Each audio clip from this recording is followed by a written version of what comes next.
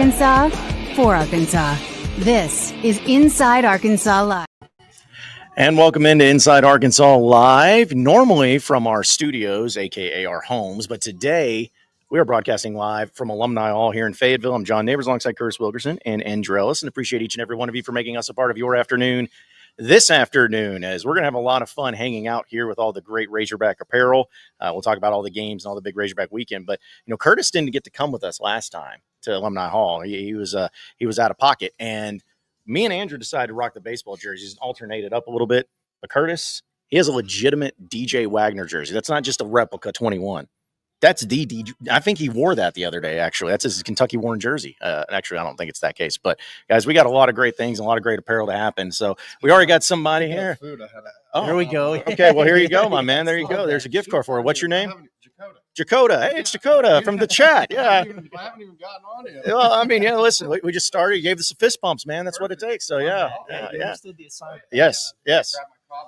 Yeah, absolutely. Okay. So we're off to a roaring start already. Yes. Got Dakota coming in. But anyways, back to the real topic of conversation.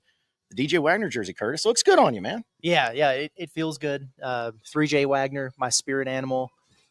This is great, man. And yeah, you're right. Like, you guys were here a couple of weeks ago, and I was out of town for a funeral and hated that I had to miss this.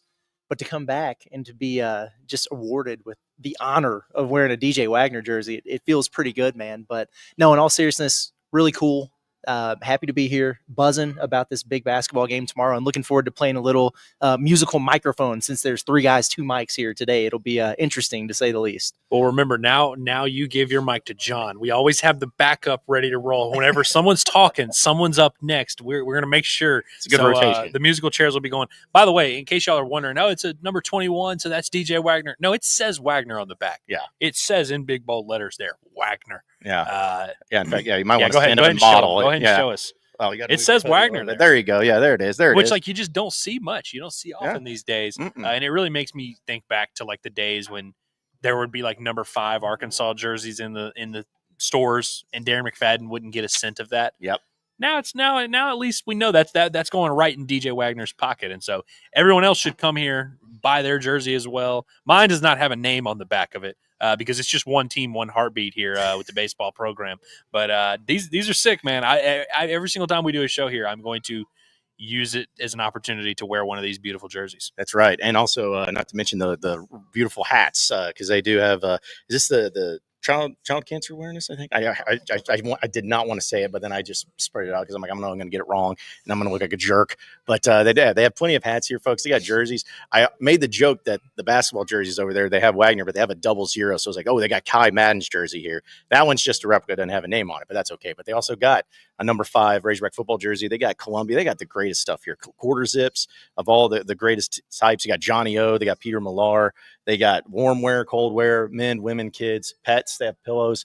I mean, they got coolers for the Eddies. I mean, they have everything here at Alumni Hall. So you can come and hang out with us and stop by, as we'll be here for the show. And also, if you aren't in the area, you can, of course, go to insidearkansas.com/alumni hall and be able to purchase it that way. But what's up?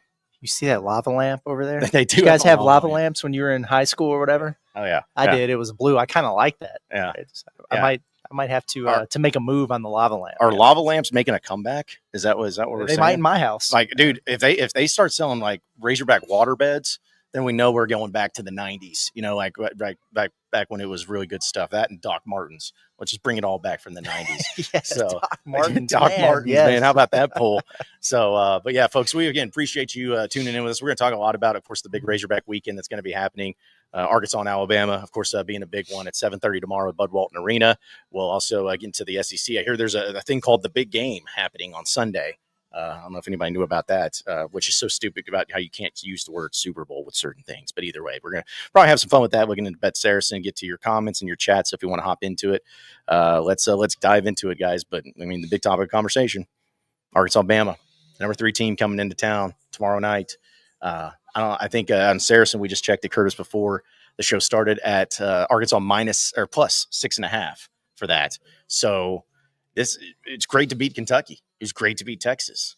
But this is your biggest home game of the year. It's your toughest team that you play at home this year.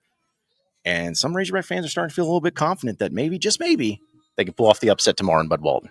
Well, you should be after what we just saw. They go and sweep this road trip. That was a huge development for this Razorback team. And I was thinking about it because I get the question every day, like how many SEC wins do they need to get into the NCAA tournament? Does 7 get them in? And I've kind of been like, they really probably need to get to 8 or more. Here's how you get in with 7.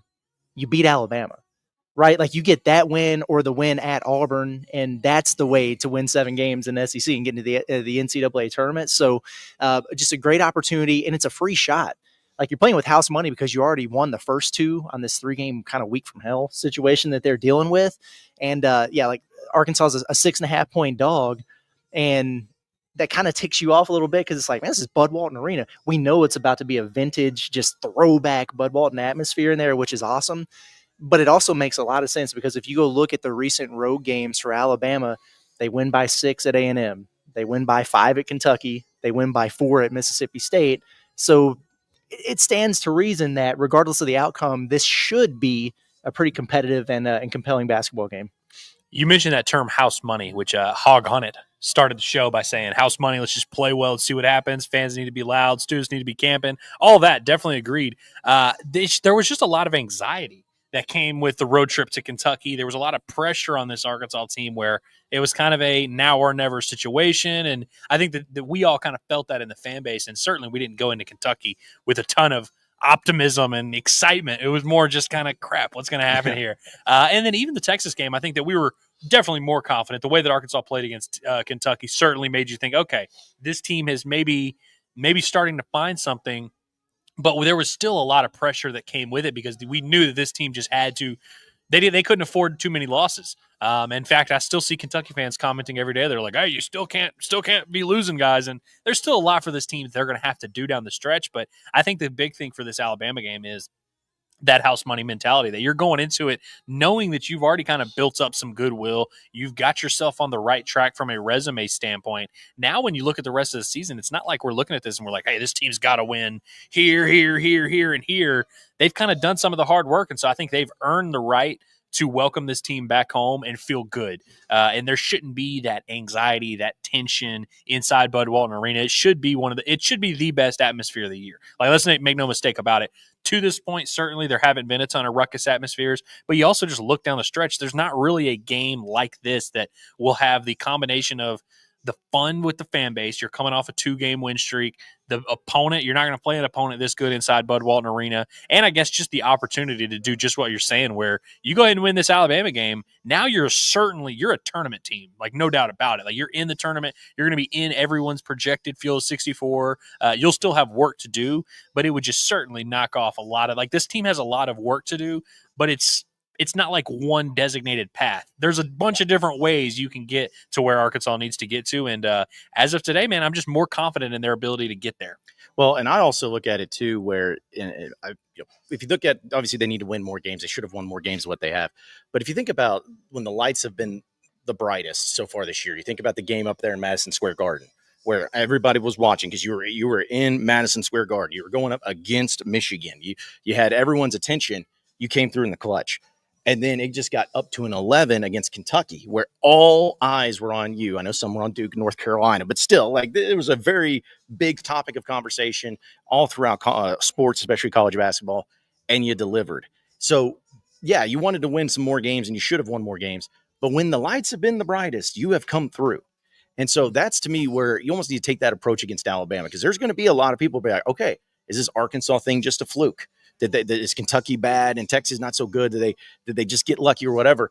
Well, this is your opportunity to prove that you are for real. This is your opportunity to say this isn't just us beating a bad team or us getting hot from 3. We can play with anybody. And I'm hoping the team, and I assume the team is going to take that approach. Is like, man, this is what you play college basketball for, is a moment like this, into a game like this, to go out and play a team like Alabama, who was in the Final Four last year, who was number 3 in the country, who's only had 1 SEC loss, and you get them in your home arena coming off of a 2-game win streak where everyone's saying, man, what's Arkansas going to do? How are they looking? You should want this moment. You should want this to be happening for you. And you should, as you said, come out with no pressure and just go and play loose and have some fun with it and possibly knock off the Tide, because then the entire aspect changes everything. So it makes it all different.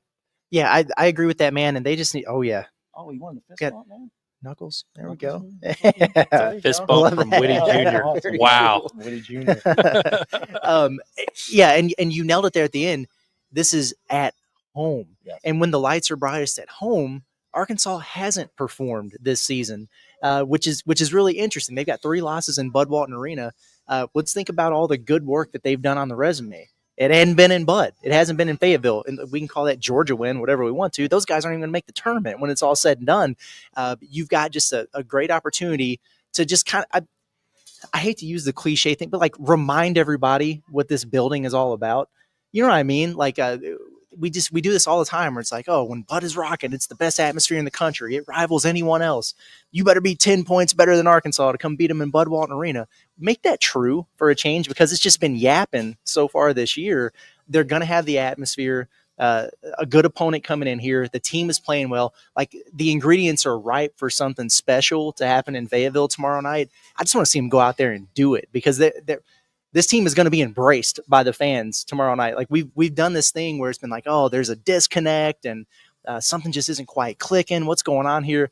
That's dead. That's over with. So everything is there. The ingredients are in the pot. They just got to make a good meal out of it tomorrow night. I like that. There we go. I like that nice little pot of gumbo that's cooking up with all these quad 1 wins. No, I do like that. And I think that tomorrow's game is really just a natural evolution, because 1 week ago today, we were sitting there in Lexington talking about how that some of those things you talk about, the connection with the fan base, and are they really behind this team?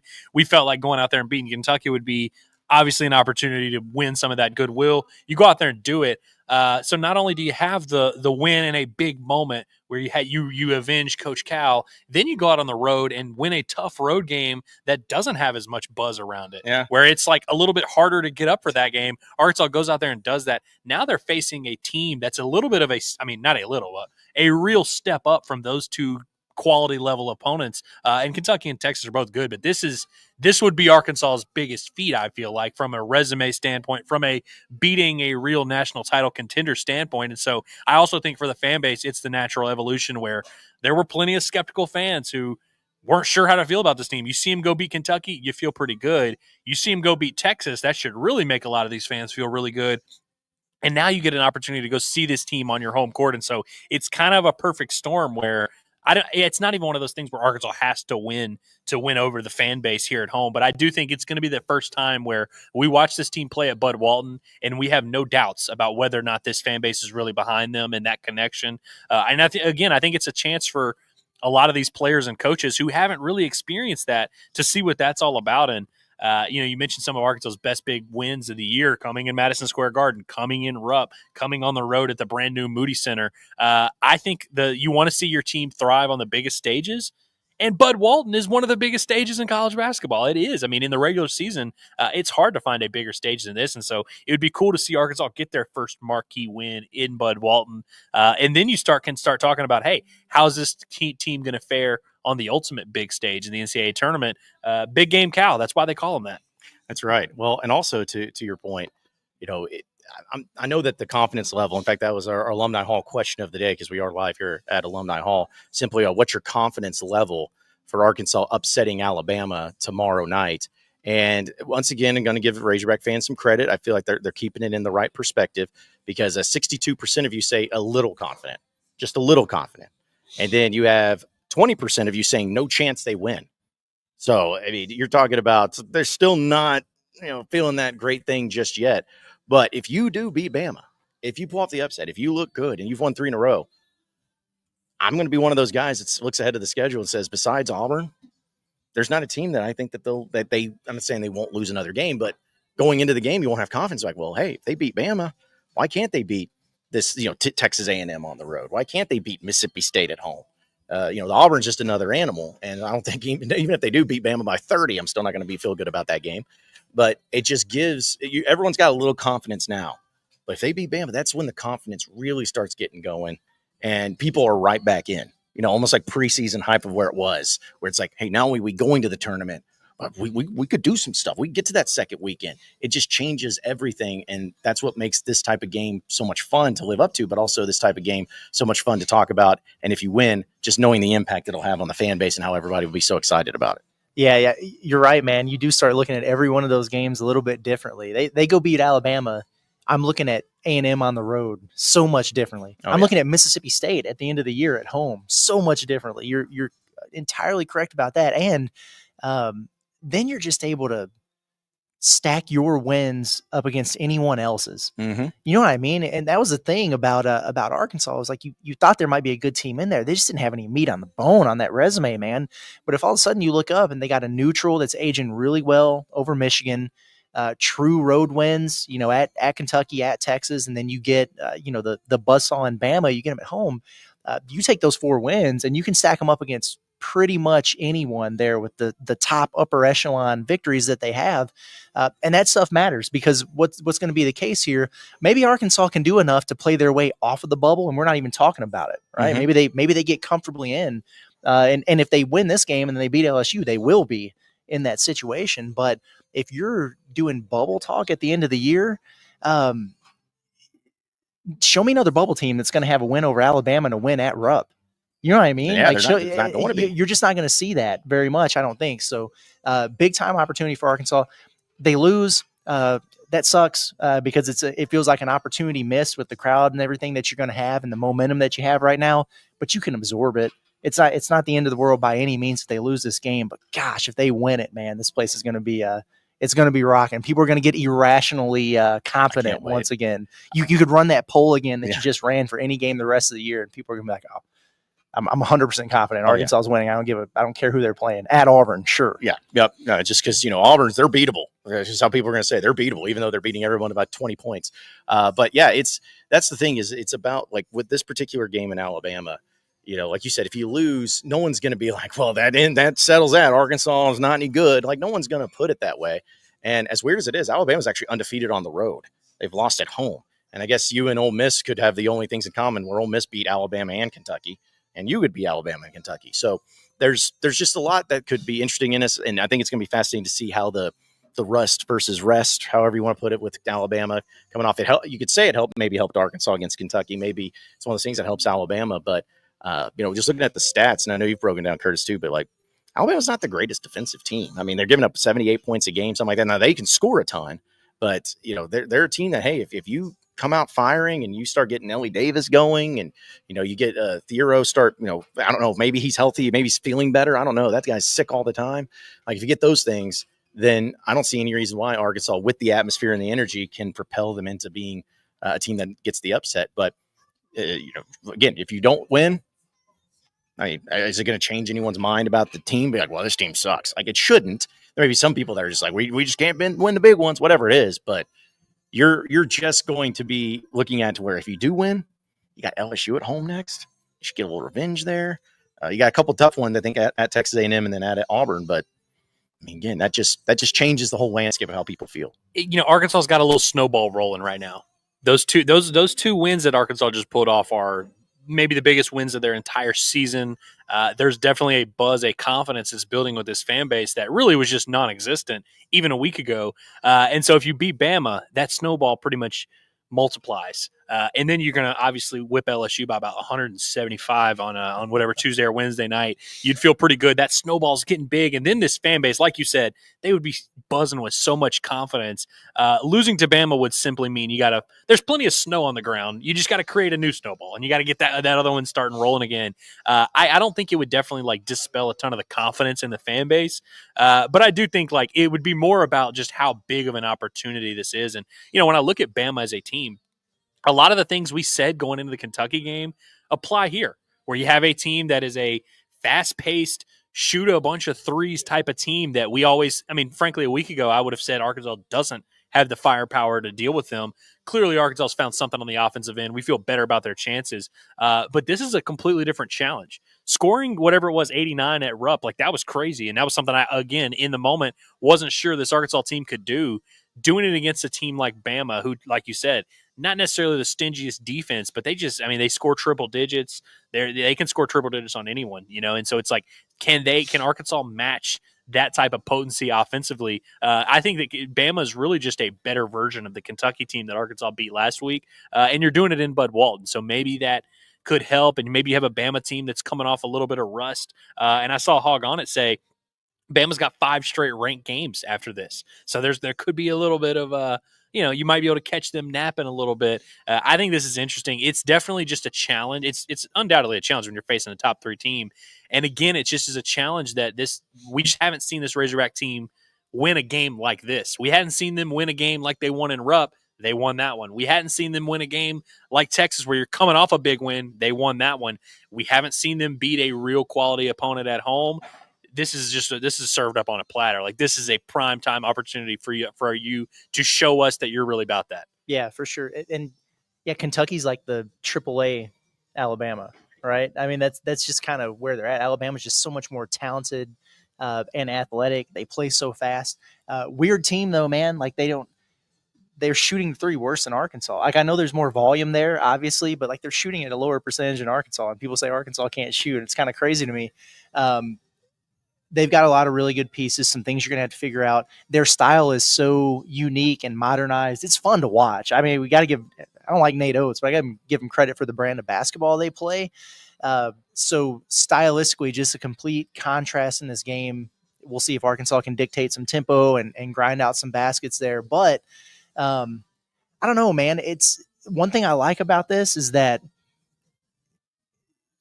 you can't replicate what Alabama does at practice. Arkansas certainly can't with the way that their roster is constructed. And sometimes it takes you a little while once you get into a game like that to kind of figure it out. That's not really going to be the case with Arkansas because Alabama brings a lot of guys back from that Final Four team last year. So you're going to be familiar with the personnel. The 3 Kentucky guys went there and scored 117 on Bama last year, and they all factored into that. DJ had kind of a quiet game, but Thero was in double figures. Big Z had 18 on him and 4 blocks last season. Jonas Adu averaged 15.5 points, 6 rebounds, and 3 blocks in 2 games against Alabama last year. Trevin went on the road in that game at the end of the regular season. He had 12 points, 6 rebounds, and a couple blocks on Alabama last year. So you've got 5 of your 8 guys who are very, very familiar with Alabama, their style of play, their personnel. I think it's going to help the Razorbacks get out of the gates against a team that if you haven't seen it before, you can get overwhelmed by it when you're right out of the gates, whether it's at home or away, because they play so fast and it's a little chaotic. Well, and also, too, like thinking about last year, I forgot when I was looking at it that Arkansas went to overtime against Bama on the road last year. Like, it was actually, for that team that wasn't very good, they took the Final Four team to overtime and had their opportunities. I think they had a pretty sizable lead there and just blew it. But, yeah, you're right. The experience is there. But just still, there's going to be a lot of things that's going to be fun to talk about. Again, we're live at Alumni Hall, folks, here in Fayetteville. If you want to come by 3417 North College Avenue, just give us the old fist bump. We'll get you a gift card to Alumni Hall, and you can get one of these sweet jerseys. They got basketball, they got football, they got baseball, they got polos, they got quarter zips. I mean, they literally have everything. It's overwhelming. So you'll just have to come see for yourself, but come check it out. Looks like it's going to rain outside. I don't know what to make of this weather. It's kind of interesting. It's been flirting with some rain, which, by the way, speaking of the weather outside, I know a lot of people were asking about scrimmages. There is a scrimmage today set for 2:30, and then tomorrow they're doing a doubleheader. Doubleheader starting at 11:30 a.m., and that will wrap up Arkansas's preseason action. So, a lot of people were asking about that. They always wait until like the last possible minute to announce those times, but those are the times for Arkansas baseball's final scrimmages of the preseason, and then next week you do it for real. I guess Dave Van Horn wants to get those games in before the game tomorrow, but against Alabama. He wants to be there. That's what I take from it. So, okay, a few things, guys. I hate to be this guy, but I'm going to say it. Like, is Mark Sears' mom going to be there tomorrow? We're going to have to see the thing with the free throw stuff again. Like, I'm so if she is, we don't know. Yeah, it's like nothing against her, but it's just those are the types of stories that just get on my nerves because you just hear about them every single time. And I don't know, maybe Alabama fans are even annoyed by it at this point in time, but still, wonder if that's going to happen. But the big question, though, is, guys, does Arkansas rush the court if they win? I think they should. Like, I'm not like going to sit here and give a spiel and tell anybody how to feel because I know everybody has their opinions of it. There's mixed emotions about whether or not Arkansas should storm, and I get it. Arkansas is a historically better program than Bama, but I just think sometimes and I've said this all along, when it comes to court storming, it's all about the perfect storm, if you will. You have to have all the ingredients. You have to have a big win, which tomorrow would certainly qualify as that. You have to have a notable opponent. I think Alabama qualifies as that. And the key is you can only do it once a year. And so judging by that, what other chance would there be? Arkansas stormed the court last year. I can't remember. Did they do it 2 years ago? Well, we know 3 years ago they stormed, and then they stormed. I don't their think one. they did 2 years ago. Right. And so, you're kind of due for one anyway. I just feel like it kind of makes sense. I think John Calipari's never been a part of a court storming, or at least I should say, as the winning team. And so I think that would be kind of cool. And I'm sure he would go to the press conference and say, hey, I'm not crazy about that. We expect to win, blah, blah, blah. And all that can be fine and dandy. I think tomorrow could be like one of your last chances to storm the court with John Calipari as your head coach, and for what the win would mean. Because we talked a lot about this, about going into the Kentucky game, what a win would mean. If Arkansas wins tomorrow, they're a for sure NCAA tournament team. They become a story nationally of, holy cow, look at the turnaround Coach Cal has had. They've now won 3 straight, 4 of their last 5. Like, this team is on a roll. Arkansas would become such a national story tomorrow if they were to win. I think you need to amplify that by storming the court and giving people something to talk about. Yeah, I love the national story angle of this. Just to hear like every, Sports Center and whatever podcast, whatever college basketball, every talking head, Jeff Goodman, everybody talking about a John Calipari coach team storming the floor. I mean, it'd be electric. I'd tune in for all of it. I'll spend my entire Sunday up until kickoff of the Super Bowl just watching everything I can find about that. It'd be hilarious, man, if that was the case. And I don't care. Like, I see it from both sides of people who are like, oh, you should expect to beat Alabama, whatever. We don't storm the court for anybody. Okay, you want to puff your chest out, be my guest. I'm fine with that. But I do fall into the same camp as you of the, like, these kids don't just let them have fun, man. You know what I mean? Like, if they're going to be out there for hours and hours and hours before the game, waiting to get in and everything, and if you have that moment, the recipe is ripe, the ingredients are there, whatever, just do it, man. Like, let's have the moment, have a little bit of fun with it.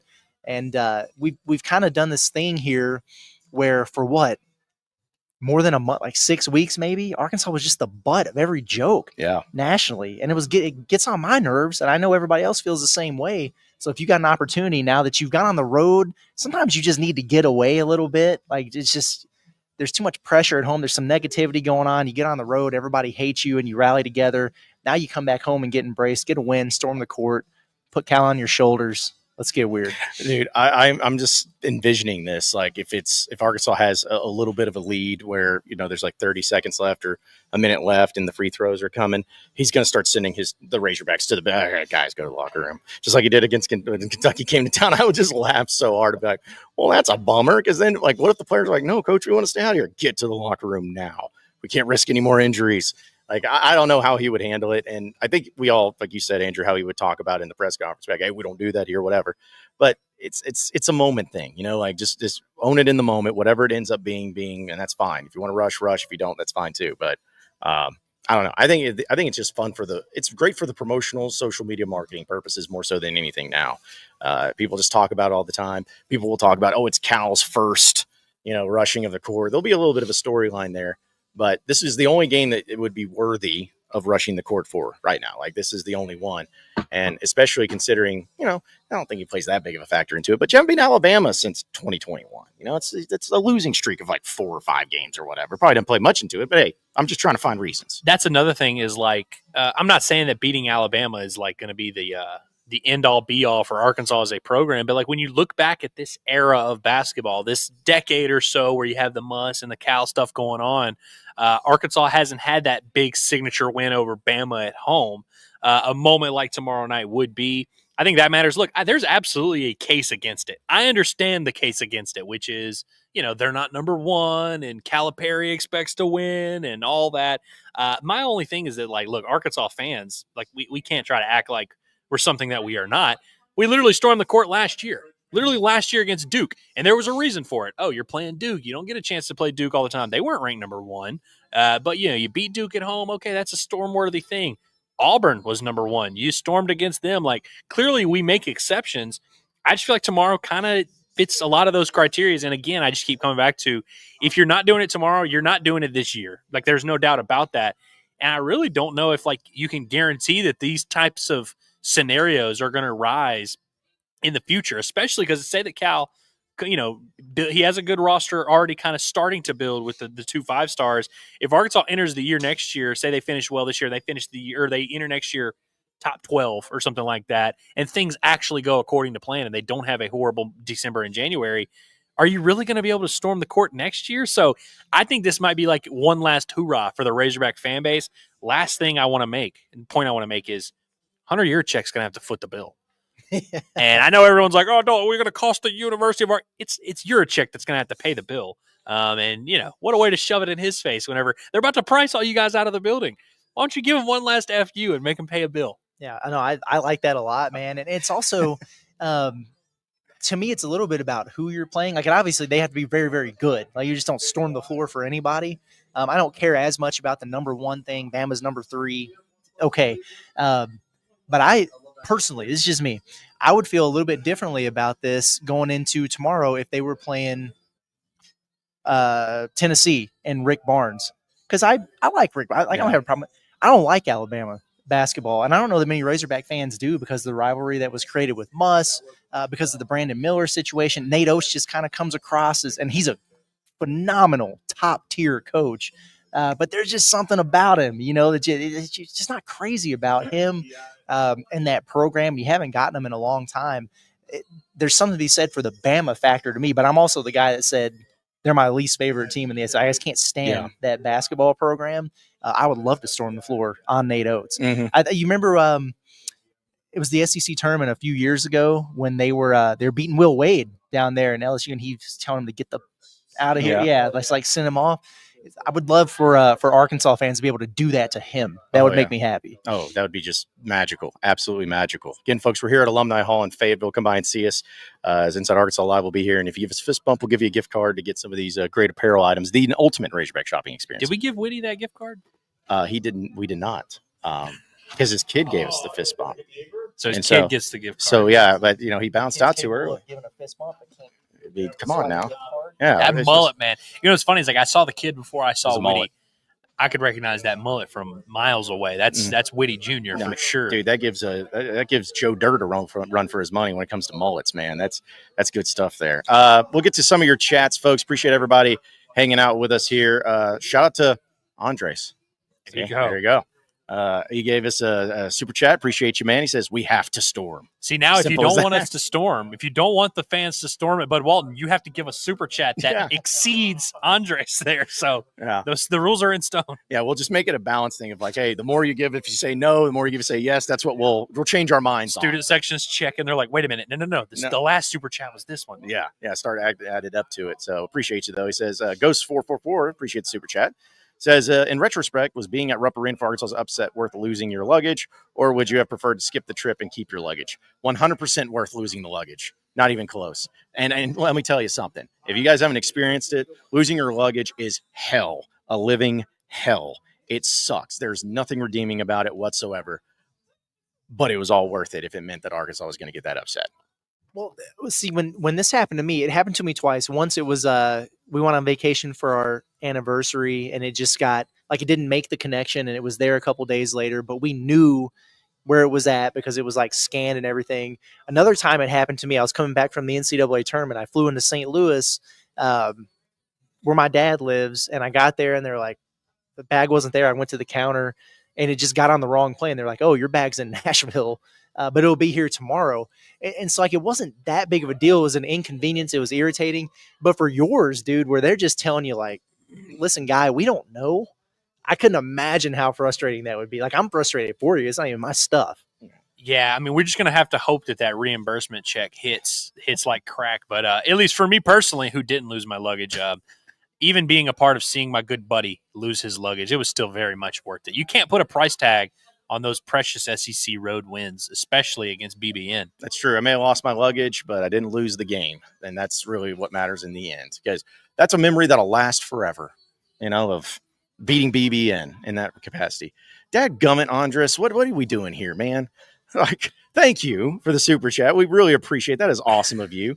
But he says, I'll outspend anybody. We must storm. Okay, jeez.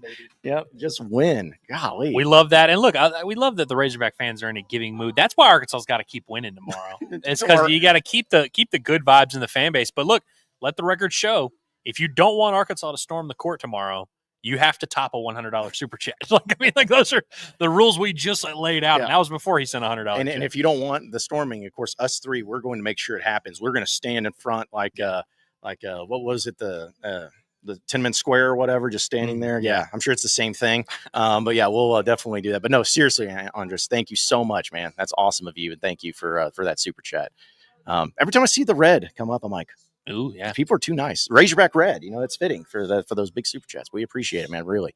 Logan says, making the 8-hour trip to Bud from Nashville. If you told me 2 weeks ago I'd be making this trip, would have called you crazy. WPS. All right. Shout out to you, that. Logan. I think it was, I don't know if it was him or someone else from Nashville, but someone in the chat earlier was like, I mean, if I'm driving 8 hours from Nashville, I'm storming. And so I think that's the right mentality.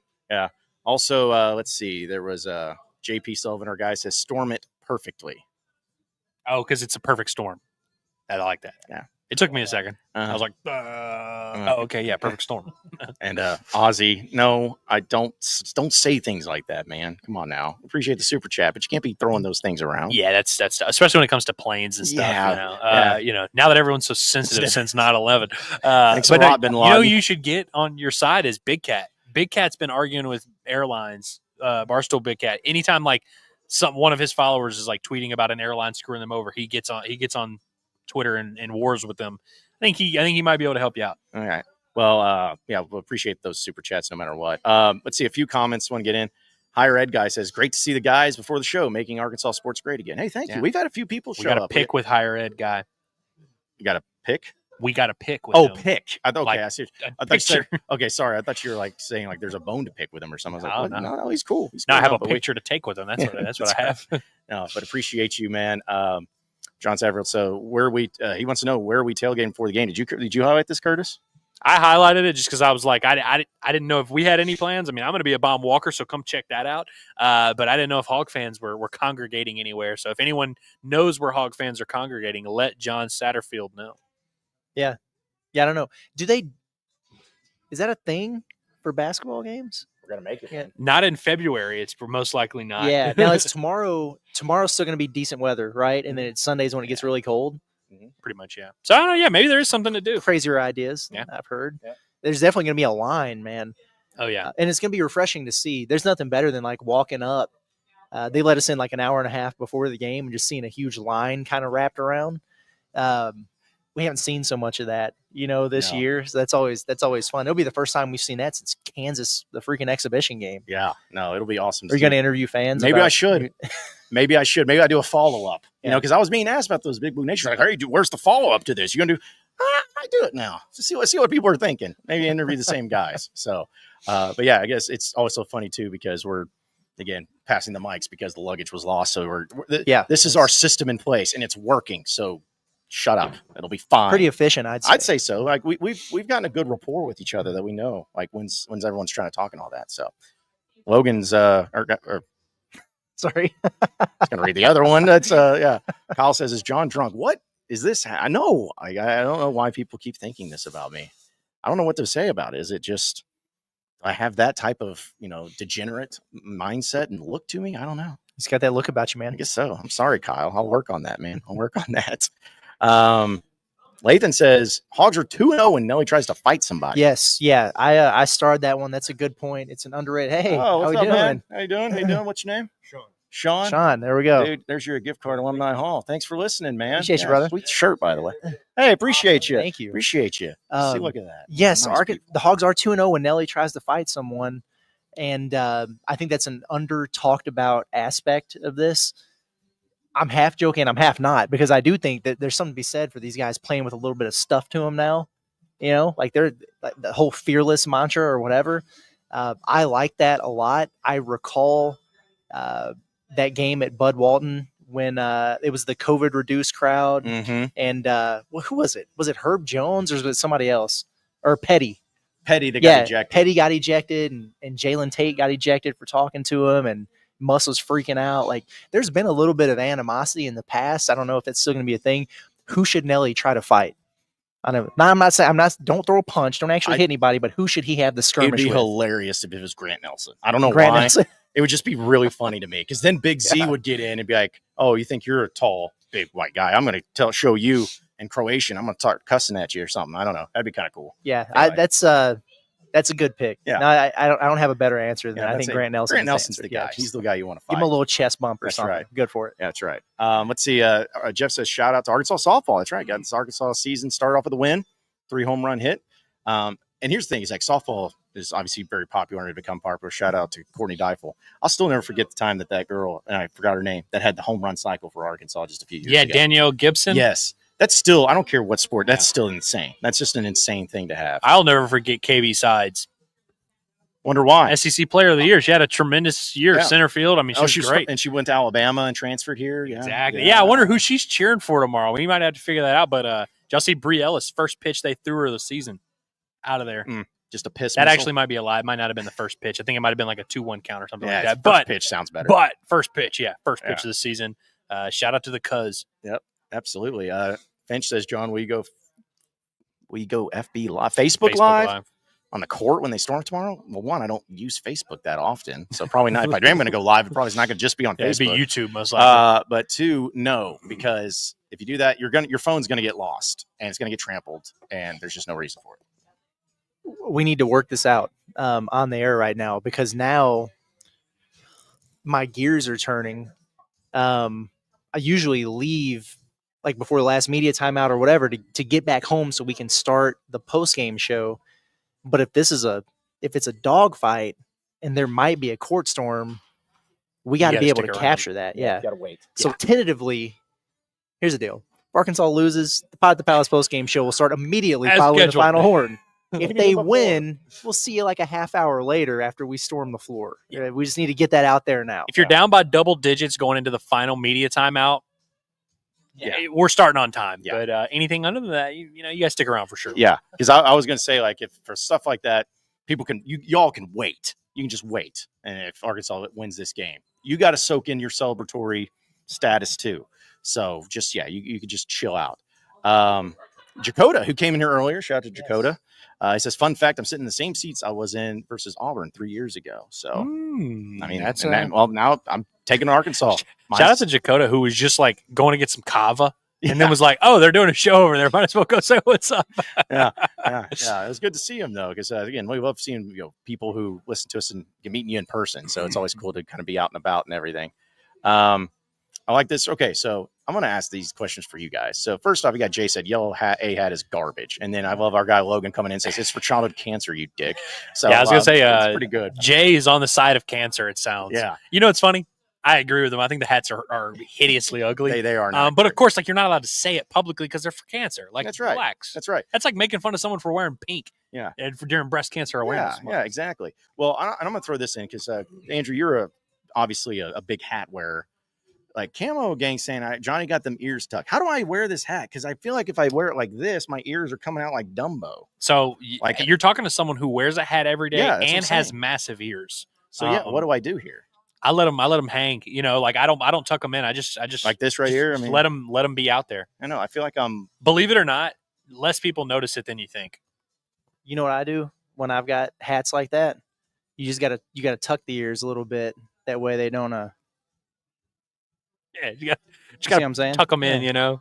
You just a little twist in there. You get the little tuck action. You see? That's all. Just give them and they just stay that way. I don't know. I don't know if that's. Have I ever shot you guys like Skittles or M&Ms out of my ears? You've not shot me Skittles or M&Ms out of your ear. I don't just think. some other things. You get the fold here, and then you just give it a little pop. I don't know if I've shared that talent with you guys. I don't before. like this. What's happening? I don't like looking at it. I don't like seeing it. Pretty sick, Chubbs. Would you eat out of it? I see that's things. Like, I don't think I want my M&Ms going in and out of your ear or your. Just do a little wet wipe on it and then. Okay. Anyway, sorry. We are rolling here at Alumni. Yeah, Curtis was really prepared out of his ears for the ear hat conversation. Yeah, I'd say I was just trying to get the style points over here, and he's talking about Skittles getting thrown out of his ears, man. Well, maybe he'll show us that talent a little later. Dude, I love comments like this when people will be like, "Can we just talk sports?" It was like a 90-second. I do like his name though, Kenny Donnell. So yeah, it is pretty good. It was like a 90-second intermission to talk ears. Yeah. We'll talk some sports. We're known to do that from time to time. Before we do that though, I do have to. Saw some people were asking about the hat that I'm wearing. I don't know if y'all can see. It says Hunt on it. It's all black, but it says Hunt. J as in JB Hunt. I get the exclusive JB Hunt hats, and their hat game. JB Hunt's hat game is on point. Good to know. See, Hogs by 94, like that one. He says, appreciate the super chat. He says, thank you for the consistent quality content. Worth way more than this, but a little something to say thanks. Well, thank you. There you Hogs go. by 94. He's not even doing it for the court storm. He's just doing it for the love of the game, which For the love of us. For the love of us. We appreciate you. And our guy Jacoda comes in. Says, shout out to the boys for the gift card. Sitting in the same seats I did for Auburn 3 years ago tomorrow. I think he just. I was like, he had a regular comment with that. Yeah, Okay. but not only that. Really wanted to see it. Yeah, but and we appreciate the super chat, but it's like we gave you a gift card. Now you just use the gift card on us. Yeah. It's just like, I mean, we appreciate it though. We appreciate it either way. And then Cade's over here saying Nelly will knock Nate Oates out cold. That would be kind of cool. That would be something. I also, we were asking about who Nelly should fight. Mark Sears, how many games has he been benched in this year? Like 3 or 4? He benched himself in one game because he thought it was best for the team. And then he got benched against LSU and didn't play in the second half. So it's at least 2. I think Arkansas needs to be the goal. Get Mark Sears to bench himself or Nate Oates to bench Mark Sears. It's a good strategy. And I don't know. I don't want to just accuse Nate Oates of something he didn't do. I think it was him, though, that shoved the Missouri player last year. Yep. Was it Oates? It was. That shoved it because it was Aiden Shaw from Missouri, and I don't remember what was going on, but he like legit pushed him, and nothing happened. Yeah, that was crazy. I kind of forgot that happened. Yeah. I forgot. I always remember the other Bama controversy. I don't remember that one. Well, but I do remember it now that we talk about it. I remember the murder one. That's the one that usually sticks in my brain. Yeah, wild times. Wrong place, wrong time. Yeah, that's right. Guy Dalton says, how are y'all only halfway through the show? It is kind of crazy. We've already been going for half the time. So sorry, I was holding your hand there, but I was just going to give it back to you. I was like sitting there, just like, oh, let's do this together. Oh, no, because we're having fun. Time flies when you're having fun. That's how we're halfway through the show. So, but again, we love coming here to Alumni Hall, folks. We're going to be here next month too. I believe it's the first. I'll double check. I believe it's the first or second. No, it's the Mississippi State, the game before Mississippi State, or that Friday. I think it's like March 9th, 8th or 9th. Before the Mississippi State basketball game at home. Okay. So that's when we're going to be at Alumni Hall next. Oh, nice. Good. So, yeah. So we'll be back here next month. And who knows, maybe they like us so much that they'll have us back again. And maybe. We'll see. Can only hope. We'll see. Let's see. Also, Candy Donnell says, who will have the better jacket, Cal or Oates? Cal. And here's the thing. I just think Cal is to the point where he can pull off. Like, they could wear the same jacket, and Cal just pulls it off better than Nate Oates. Nate Oates really, he likes that Clark Griswold look, man. He's good for it. He's good for it.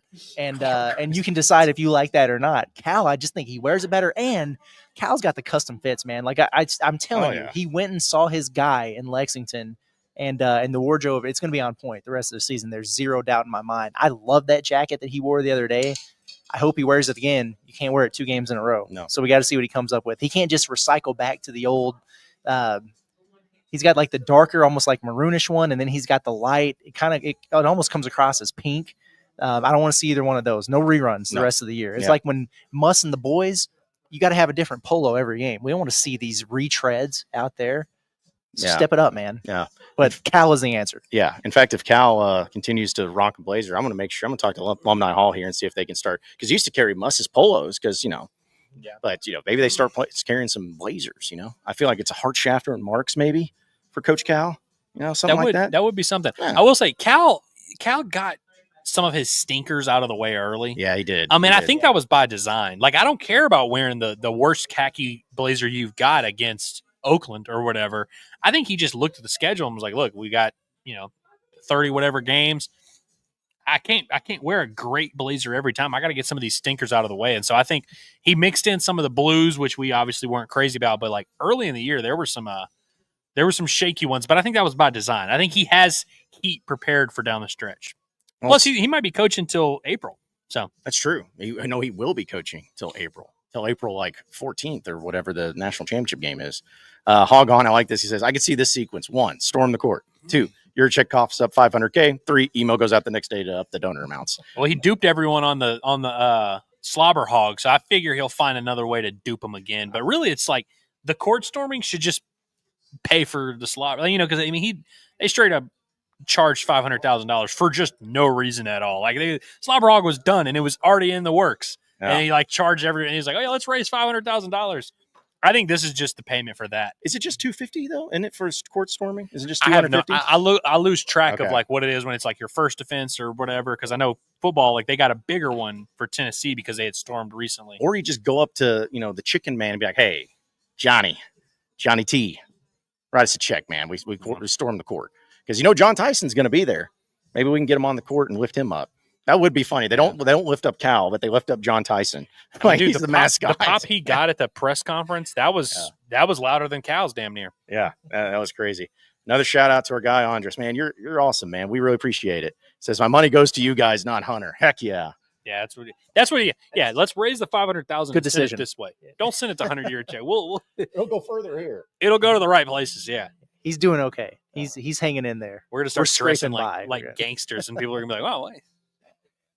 All right. Let's sorry. And we're this mic thing. Don't worry, folks. We're professionals here. But let's go ahead and jump into a little bit of our I guess go to Bet Saracen a little bit because we know that there's a lot of stuff going on this weekend, not only for Razorback basketball, but of course the big game. Which did you guys know that you can't say Super Bowl like when it's connected with an advertising? None of that. I figured that because I listened to enough shows that are like, yeah, the big game's on Sunday. Yeah. I got in trouble when I was at the Buzz. I cut a promo where I was like, hey, we're going to be talking about the Super Bowl. And I got lit up. They were like, don't you dare ever say that, anything about the game. You can't say that. It's like, well, thanks for letting me know. So, yeah, anyways. But, yeah, there's a few things going on. We'll say about Razorback basketball. What do y'all think about the line being at 6.5 for Arkansas, for plus 6.5 for Arkansas? Yeah, I mean, I think it's about right. I really do. Not surprised that Arkansas is a home dog in this game. They haven't done enough yet not to be. They haven't played well enough at home not to be. And I go back to what I said earlier about looking at Alabama on the road. They beat South Carolina on the road by like 20. Okay, well, I don't really care about that. Their last few games, though, it's been 6-point win at A&M, 5-point win at Florida, 4-point win at Mississippi State.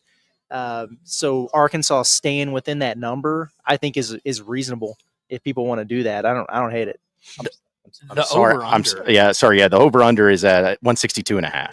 I was trying to squint to see if I could find that. But no, I think that's an important fact of this too, because I mean 162.5, that would lead you to believe it's going to be like an 82-75 type of game. And so yeah, I think it's really hard to just, even with this Arkansas basketball team playing better offensively, to just confidently be like, yeah, they're going to score 85 here against Bama. And Bama's not the stingiest defense, but I think they should definitely be favored. Yeah. I could see an argument for maybe 5 or 6, but I think Arkansas is an impossible team to evaluate because if you're evaluating them on the last 2 games, then the pendulum might swing all the way where you're like, hey, maybe this team should be favored. But you can't just completely ignore the entire first 2.5 months of the season, And so I think it's going to take a while for Vegas to really figure out what to do with this Arkansas team. But if Arkansas were to win, I mean, they're going to be, again, like plus 210, plus 250, kind of same range again. That'd be 3 straight wins as underdogs. Arkansas was due for some progression in the spread department, but I think that'll be kind of when the reset happens, where you might see Arkansas favored by like 15, 16 against LSU to where it like flips the other way. Okay, so we talked about like getting in fights and whatnot, with Nelly. Guys, explain this to me in the double R prop plays on Saracen. Minus 475. Arkansas, an opponent under 1.5 total technical fouls. Why is that even one that like it's minus 475? Like, why is that one? I mean, I listen, and I love double R, the Randy Rainwater, but why is that even who would bet on that? I would definitely rather bet on the plus 350 or whatever for the over of that. Right. Yeah. I mean, because like that's just a simple double tech away, right? Yeah, that's why did they do that? It's the under. I mean, that's what I'm it's saying. just that's really There's gonna be no horseplay in this game. These guys are going to just that would be imagine betting, imagine laying $500 on that, just try to make a quick hundo, and then they get a double technical with like a minute left. That's like setting people up for the worst beat of all time. Yeah. Also, too, the one that's got as far as the prop plays go, the biggest one is I actually kind of like this in a weird way. Big Z over 3.5 block shots and over 8.5 field goals attempted at plus 350. I don't hate that either. I mean, he's going to have the opportunities to block. Will he get more block shots than he gets dunked on? That's right. I think is the question. Fist bump. Yeah. What's up, brother? What's your name? Yeah, that's right. Oh my gosh. That's a great name, by the way. That's Hey, legend of the chat, that's Hazelwood. 25 That's $25. Yeah. So you better get you something real nice. Yeah, man. It's not get crazy here, but yeah. So but no, we Yeah. appreciate you. Hazelwood's definitely bought his way into that gift card with the super Yeah. chats he's Oh, giving, yeah. with the just buying me lunch every now and then. Just he's done his part. Yeah, it's well earned for sure. Let's see. What were we talking about? Oh, we were talking about the Big Z one. Here's what I'll say about the Big yeah. Z one. He's weird where he had 4 blocks the other night, so clearly like the path is there, and he took a ton of field goals. I think he took 10 at least. So clearly he can do it. And you said plus 300, plus 350. Plus 350. The problem is he does a lot where he has 0 blocks. He has a lot of 1 block games. So the blocks are going to be a little bit tough, but he can definitely do it. There's a very clear pathway for him there. Well, let me say this real quick. Here's if you want a bold prediction, Big Z puts Grant Nelson in a blender, and the dude's got no options. He's shook out there. He can't do anything about it. He hasn't gone up against a guy like Big Z. And so I think Grant Nelson's going to struggle, and I think he has 4 block shots on Grant Nelson tomorrow. I like that. Yeah. I like that a lot. Big I Z, mean, hey, baby. listen, he dominated him last year at Kentucky. That was probably the best game he played, with Kentucky last year. He was really, really good against those guys. I got to pull this up. Yeah, pull the chat. Thank you, David. He says, you guys need a couple small mic stands. Brother, we need a lot. Yeah, I'd say. We don't have anything. Like the fact that we have what we have is pretty impressive. Yeah. I mean, it's like this is the only thing where, like, I'm just going to be honest with everybody. There was about $5,000 worth of stuff in my luggage of equipment and everything. So, yeah, thanks, United. And not included in that $5,000 is some air tags. But yeah, apparently, the air tags didn't work for me because apparently I need to get some air tags. Sheesh. So yeah, I need to invest in those. But but yeah, we're making it work. Okay, we're making it work. We appreciate it though. We're having it. But you are right. We do need those. Yes, we do need. And in fact, next time we're here at Alumni Hall, the Friday before Mississippi State game, we're going to have all of our stuff back that we once lost. So yeah, just be on the lookout for that. Shout out to Charp for the super chase. Says appreciate you guys. Here's a little coin. Hey, how about that? Thank you. Yeah, thank you. Here's what I love. I like the. What are you gonna say? Sorry, is that it? Okay, praying mantis? Yeah, yeah, I like that. I think it is. I like that. That's a good ad. Yeah. Well, I was just gonna say a little coin, like it's like he's playing like Skyrim or like from Lord of the Rings. It's like here's a little coin. It's like thank you. When was the last time you guys actually paid for something in coins or used coins to pay for something? Like the last time I put air in my tires and I couldn't find the free air thing. I think that would probably be. Yeah, that would probably be it. I've done the air in the tires the last like 2 or 3 years, but there's been a time within the last calendar year where I was at Sonic and I had cash like dollar bills, and at happy hour it's like $1.45 for a large drink. So I just whipped out a couple quarters for him real quick. I was paying for some things in Canadian coin when Michelle and I were up there. Yeah, because they have. Like their coins represent dollars, and they use Monopoly money. It's too. an Like interesting, I still didn't have it figured out by the time we left, but yeah, that was probably the next closest time that I've used a coin. I have a prop to throw by you. Okay, DJ Wagner and John L. Davis over 5.5 turnovers. So they're gonna have to put the ball on the floor a little bit. They're gonna have to make some mistakes, but because they will have the ball a lot, over 8.5 assists as well combined. Wagner's been good since he took over at point guard. He's been pretty much 4 or 5 assists guaranteed every game. Yeah. He had like 7 or 8 against Kentucky. Mm-hmm. I think he's going to get his 4 or 5. Nelly's coming off of a couple decent passing performances. You think they can combine for 9 assists? The 6 turnovers, I hate to say, like, shouldn't be that hard. Yeah, I could see that happening. Against Texas, it was 6.5 was the over on the turnovers. I'm like, every 3 or 4 games, DJ has a 4 turnover game. And then I was like, is he going to have 4 and Nelly has 3? I don't know about that. But you drop it down a little bit. And that's, Nelly had 1 the other night. No, I think they had 4 and 1. The turnover that Nelly had was the one that he kicked out of bounds on the fast break. Yeah. Which he just loves to do. Nelly's been involved in the offense a lot. Like, I feel like he's due for a 3 turnover game. We could get 3 turnovers out of Nelly. Yeah, I think so. Especially when, they're going to have 3 7-footers just hanging out around the lane who might get in there and make some bad decisions. Nope. This is going to be a game like Ole Miss versus Kentucky. There's going to be 24 assists and only 1 turnover. It's going to be a great ratio. Well, I hope so. Yeah, because if that happens, I think Arkansas might win if they have a game like that. Andres just wants to know, how much do I have to give to get an invite on the pod? I don't think we've ever been asked that question as far as somebody. I mean, what's it worth? I mean, can you really put a price on talking to us about nonsense? Like, like we do the phone line thing. Yeah. There's got to be a strategic way that we could do the like a video. Yeah, we could do it here in our software. Yeah. We could make it happen. Yeah. So it could be fun. Yeah. Weekly. Yeah. Yeah. Pay to be on with us. Man, we're really going down. I think we should actually I've been thinking about this for a while, getting people to send in video takes, because all the time people will comment in the chat or whatever, and they're like, oh, I think this, and this. You guys are morons. You guys are idiots. But then when we give them the phone lines, a lot of them freeze up a little bit. That's happened a few times where people who are talking crazy on the chat freeze up a little bit on the phone lines. I think that would definitely happen a lot with the video chat. But I think if there's people that want like video takes that you want us to like react to on the air, I think there should be a price tag for that. Yeah, like a $25 where it's like $25. I'm going to send in this video. You guys react to it on the air. We could do it. As long as you don't say anything like heinous. Well, that was what I was going to say. Is the only problem is that we can't exactly screen it. Like it just kind of pops in. We're like, oh well, let's see what this has to say, and all of a sudden, we get canceled and we get knocked off of YouTube. So that's the risk. Well, we'll definitely have to watch the video before we or have one of us watch it. Yeah. We'll just get an intern to be like, hey, watch these things and let us know if they say anything stupid. So, but I don't know, Andres. Like, you let us know what you think is. He says if I have to pay in coins, I assume something went wrong in my life. Yeah, we're not going to do that to you. Don't worry. Also, shout out to Sharp because he says big Skyrim and Lord of the Ring fan. Must have been subconscious. So, yeah, I was a Skyrim guy because I'm a nerd. But that's okay. I appreciate it. Skyrim? It's like a computer game, I believe. It's a video game where you're like it's like Lord of the Rings and Game of Thrones stuff, and you just like, I don't know, you cast spells. I thought it was one of those mobile things off of Star Wars, something that.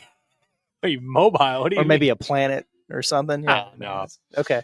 All right. No, Star Wars is way cooler than that. Okay. Oh man. Okay. All right. That was just like the most Curtis answer ever. I thought it was on just some planet on Star Wars, some mobile thing. Those are called AT-ATs. Okay. Yeah, is that what you were referencing when you said mobile? I was like trying to think. I'm like, what is the he things even that walk? Yeah. Big old walkers. Gold guy looks like a trash can. Oh, that's B. Oh, you're talking about the droids? Sure. The gold guy that looks like a trash can. Is made C-3PO. There's like a bunch of things. Like I could see where your brain's going. Maybe R2-D2. Maybe you got them mixed up. C-3PO is gold, and he's a walking, thing. R2-D2 is the one that looks like a trash can, but he's not gold. Okay. He's blue and white. I'm dying here, man. That's hilarious. And he's awesome. So shut up. Yeah. Let's not start a war here. Golly, that's great. Appreciate that. No, that made me happy. That made me laugh. So, all right, let's go. Keep it moving, folks. We'll get to your chats here in a bit, too. Let's get your SEC update presented by Rhoback. Use promo code HOGSBY20 for 20% off your first purchase at Rhoback.com.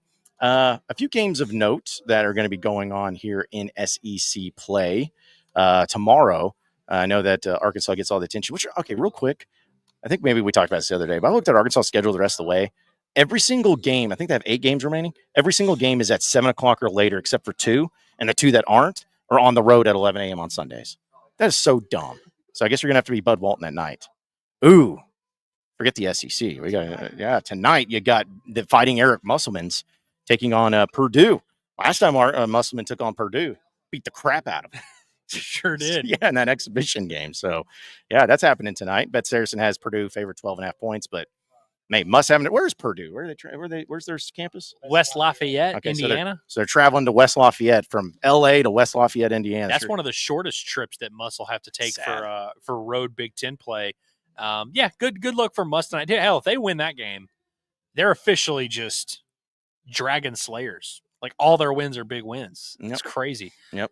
And then you also have another non-SEC game, but a top 20 game matchup. We were even talking about, I guess, with one of the workers here, Curtis was St. John's and UConn tonight, number 12 versus number 19, the Fighting Rick Pitino's versus the Fighting Danny Hurley's. Could get pretty interesting tonight with that game. I was trying to explain Rick Pitino's existence to Hillary the other day. That's and just lost her, Yeah, I mean, it would lose a lot of people. So how are you going? Like Rick Pitino, the basketball coach, Rick Pitino, the man. Well, so Rick she Pitino, showed who me frequents Denny's. Every now and then, like clips will go viral on like whether it's her TikTok, her Instagram, or whatever, and she'll think they're funny, and so she'll show them to me and kind of be like, "Who is this guy?" And it was Rick Pitino saying he was going to kill himself if they didn't rebound or whatever.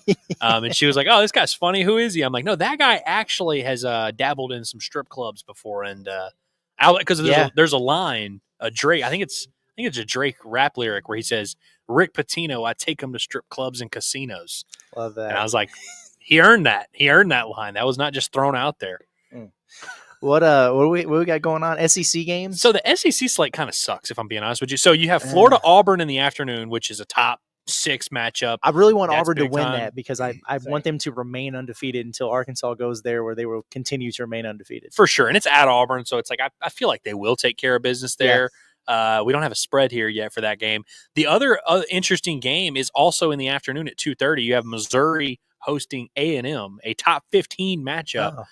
Missouri coming off of a loss now, right? Because they lost. Who they lose to the other day? Tennessee. Tennessee. That's right. That's right. But they've been playing some good basketball. That's 2 6-3 teams there. So you have 2 really good games in the beginning of the day. But outside of that, you got Tennessee at Oklahoma. Yuck. South Carolina at Kentucky. Yuck. Texas at Vanderbilt. Not yuck, but yuck. Just 2 mid-ass. No matter games. how that game goes, it's good for Arkansas. Because those are that's 2 true. bubble Yeah. teams. Yeah. And wait, who'd you say Oklahoma's playing? Tennessee? Yeah, they're going. Good. They're hosting So Tennessee. they'll lose. So, Guaranteed. it sounds like some good things are going to happen for Arkansas. Here. You also got Mississippi State going on the road to Georgia. Chris Georgia Jans needs to get that done. Yeah, and that's a must-win game for Georgia, I would assume, because Yeah. they're 4-6 in SEC play, which is not as bad as I would have guessed. I guess they just beat LSU pretty good. If they win that game, they're still kind of alive as like maybe an NCAA tournament team, but ultimately might quite sucks. They're going to end up falling off a cliff there. Yeah, And then the Georgia. nightcap, you've got LSU hosting Ole Miss. Yuck. Ew. Yeah, that's not fun at all. Georgia, Oklahoma, Vanderbilt are the 3 teams I think you really got your sights on in terms of passing if you're Arkansas. And then Texas, not outside the realm of possibility by any means. Who else? And Mississippi State too. I know they were so good at the beginning of the year, but they've fallen off a little bit too. It's nuts that Arkansas is 14th in the SEC standings right now. And I was talking about bubble tournament picture and everything like that, but they're 1 game out from being in the top 8. And that's just how wonky this league is right now. What Tennessee just got back to 500 in the SEC, and they're number 4 or something in the entire country. It doesn't make any sense. Yeah. Well, and also too, I just want to bring this up, guys. There's a what if. What if South Carolina beat Kentucky? Oh, man. I'm not saying they will. This game's in Rupp, and we all know how hostile that atmosphere can be. But what if that happened? I'm calling into the Kentucky Sports Radio postgame show if that happens. Dude, I would just start tweeting just some foul stuff. Like it would be really disrespectful. I'd start retweeting stuff. I would definitely. I have the Matt Jones thanking Tyson for taking Coach Calibran's. I have it bookmarked as of a few days ago, and I'm going to retweet it literally every single time Kentucky basketball loses, probably for the rest of Mark Pope's tenure. And so, yeah, Saturday, that would be a prime time to rehash that one, especially if Arkansas beats Bama. Oh, you better not. You better not let us. Oh, because, you don't know what obnoxious is. Like, I'll get even more death threats, and I'll get more people trying to steal my luggage. And it's fine. Bring it on if that's the case. But yeah, I don't think that's going to happen. But still, it'd be comical.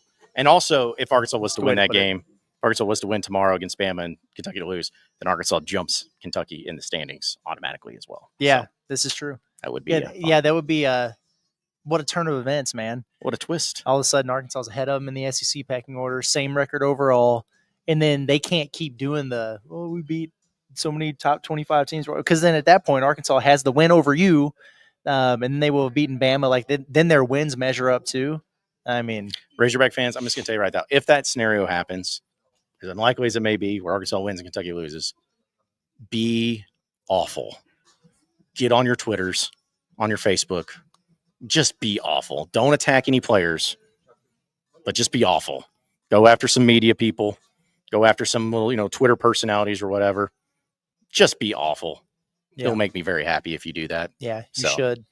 Finch is correct. He says, I think it's safe to say that Curtis and Andrew are safe from doing the gritty today at John Neighbor's expense. But yes, no gritty for us because his luggage has not arrived. Oh, that was what it was. I was trying to think. I was like, what was our qualification to that we would do the gritty if, and it was his luggage. Yeah. We knew there was no chance. Try something else, Casey. We'll continue to negotiate, but because I guarantee you, y'all could do the gritty better than what I did. That was I mean, that was pathetic. Like I don't even know if I took steps. I just did something. I was just like, I've seen this in Fortnite once. So let's see. Finch also says, will you call in live on here with that, Curtis?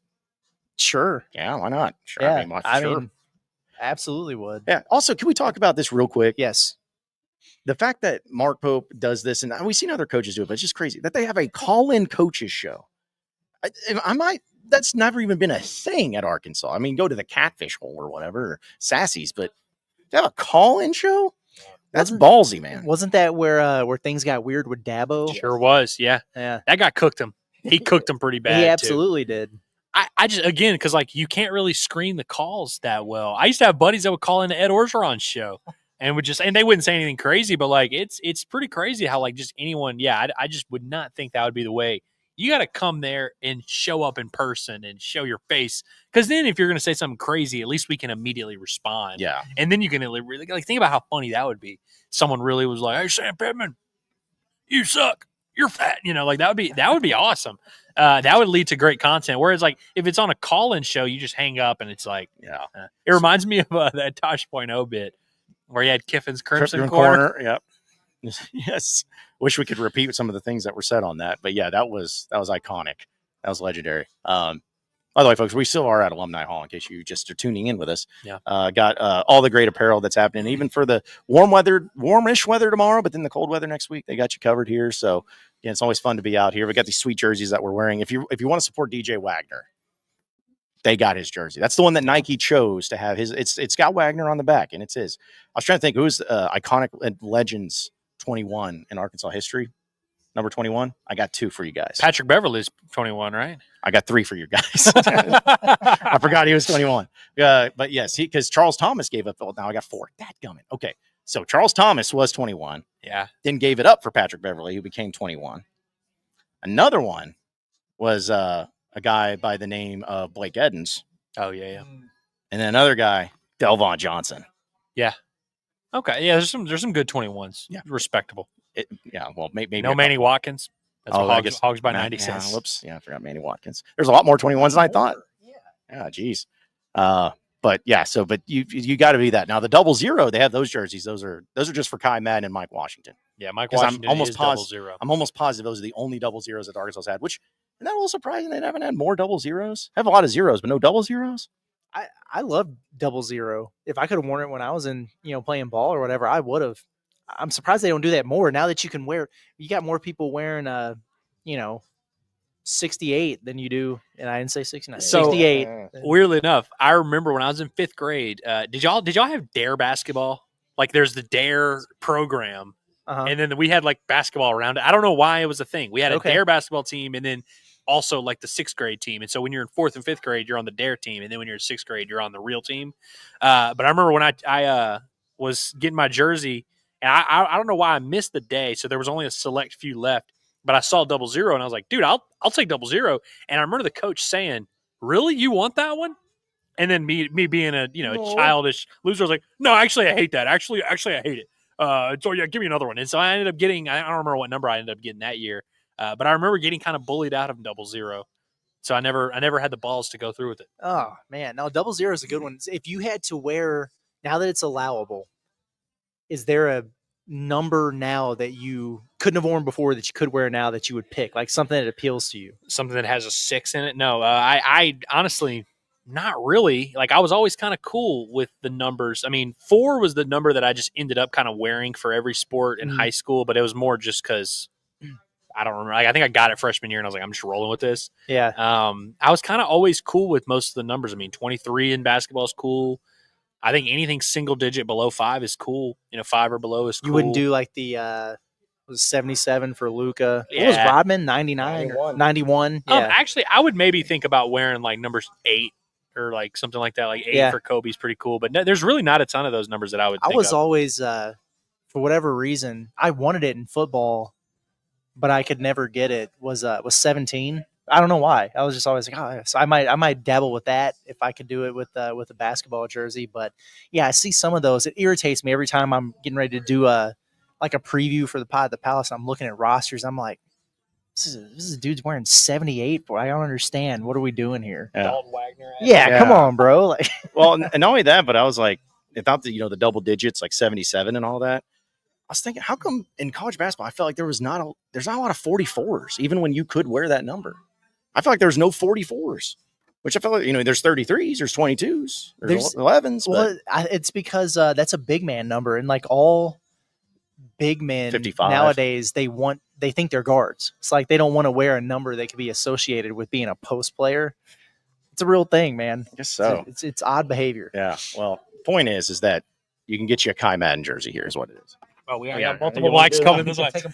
Do we all agree that in football, defensive linemen wearing single-digit numbers weird. is utter woke nonsense? Do we all agree? Yep.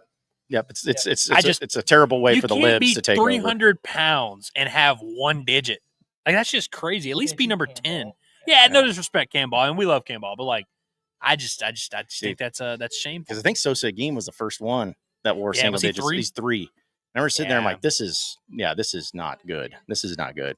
Because I remember there was a linebacker played for Arkansas who was wore number 7, Brandon Holmes, because he switched from running back to linebacker. But even linebacker I can kind of get away with. But, you can do that. I got to be honest. Like, I actually was kind of like, I hate to sound like an old man. I was okay with the NFL when they had the numbers. Like, if you were a linebacker, you had to be number 50, whatever. If you're an offensive lineman, you got to be that's what we're really going to get into the weird stuff when you have a 5-star left tackle that's like, yeah, I want to wear number 7.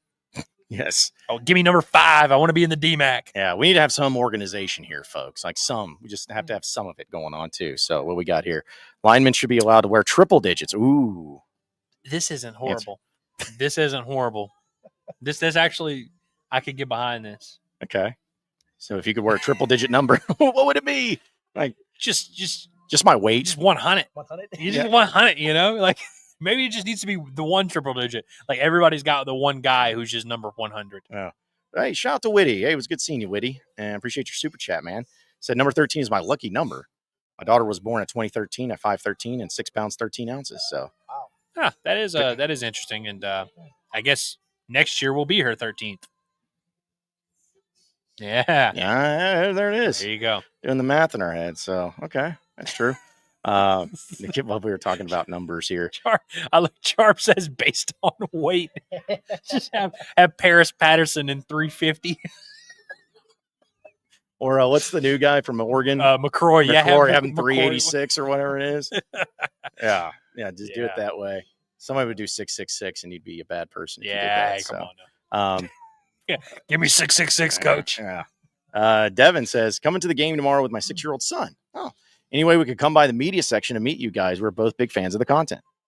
Yes, you can come by the media section and meet me. Are you back in the saddle tomorrow? I'm back in the saddle. Okay. Yeah. Credentialed for the rest of the home games. Fist bump, what's your name? Cameron. We got Mr. Cameron. Get you Cameron. Here, I'll get you your gift card here in a second. I'll get it to you. All right. Get him to watch Star Wars. We Yeah, we're definitely. We were talking a trust little me, Star Wars a few minutes ago. Yeah, we'll do I it. know, it's disgraceful. Yeah. we'll do it. It's sad. Hey, It's Stephanie, sad. this guy gets a $10 gift card. Just put it on my tab. He said, "Put it on my tab." Put it on my here. tab. Yeah, it sounds better when you say Put it on the Yeah. neighbor's Hey, tab. appreciate you. Yeah, you're the man. Yeah, there you go. One more time. Devin, yes, I'll be in the media section tomorrow. I'll be there for the rest of the home games this season. So, thank you to the U of A for that. But we get one. Well, actually, we don't get one. I write for another outlet, and that's my ticket into the building. So I was about to say, when you said thank you to the U of A, I'm like, wait, did they really reach out to you or something? Like, what the hell? Hell no, of course not. But yeah, I'll be there. Stop by and say hi. And that's the other thing, man, is like I was ticketed for the game for Oklahoma, and that was cool. It's good to do that sometimes. But I wish I was just ticketed for this Bama game, because it's going to look weird when I run out of press row and go storm the court. That is going to be a little bit weird. I mean, I might not be allowed back, but do I care? I don't know. That would be a good way to go out. I'll say you are allowed to storm the court though, because I did it one time when my buddy Brendan hit the $5,000 half-court shot. He's my roommate at the time. Shout out Brendan. I stormed the court from the media section. So, Okay. I mean, that's I feel like the precedent's been set, so you should be good. But yeah, you'll see Curtis there tomorrow.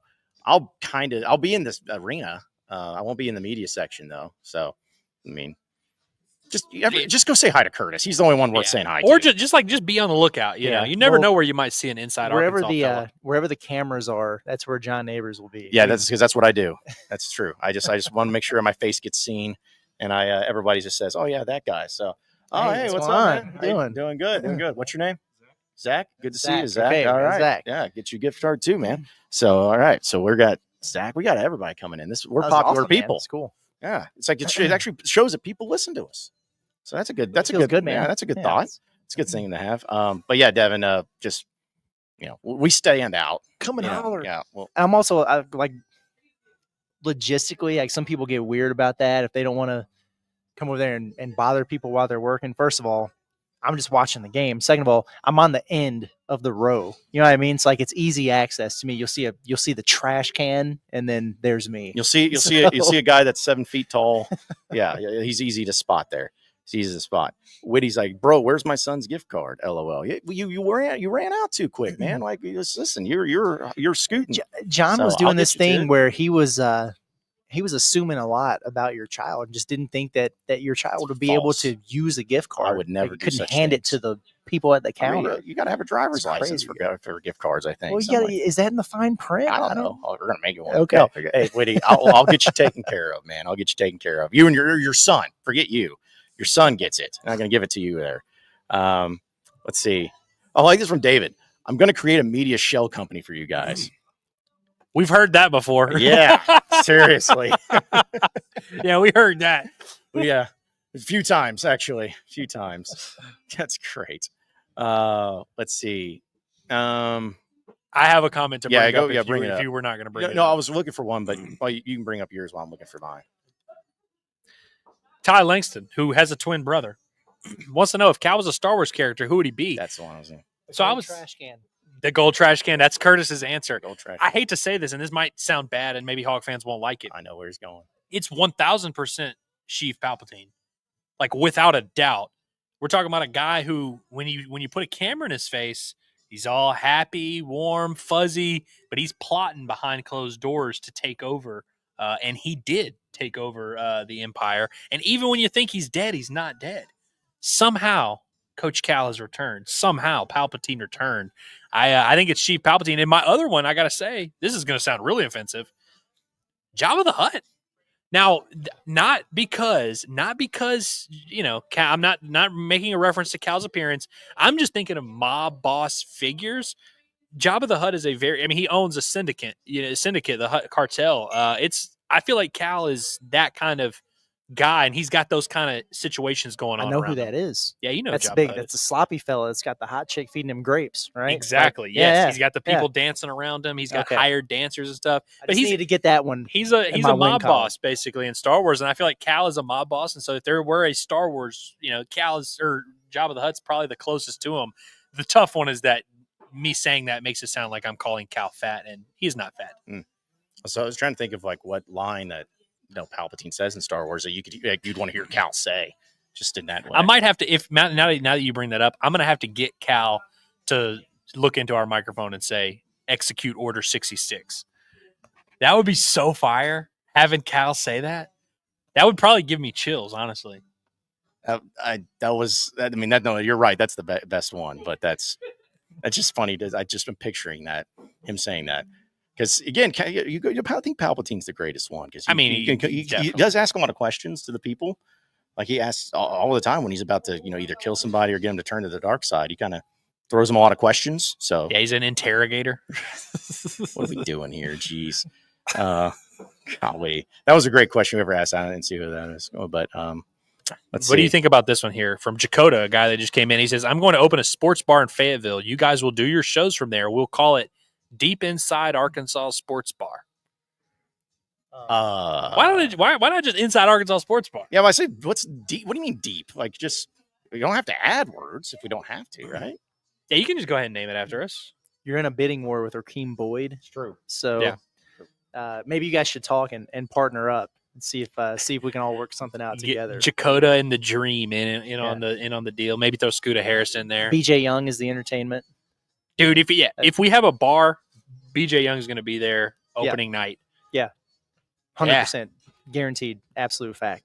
Best rapper alive, best hog alive. Dude, the mixture of random former Hogs that would be at our bar. Oh yeah. You'd have like Tyler Spoon, BJ Young.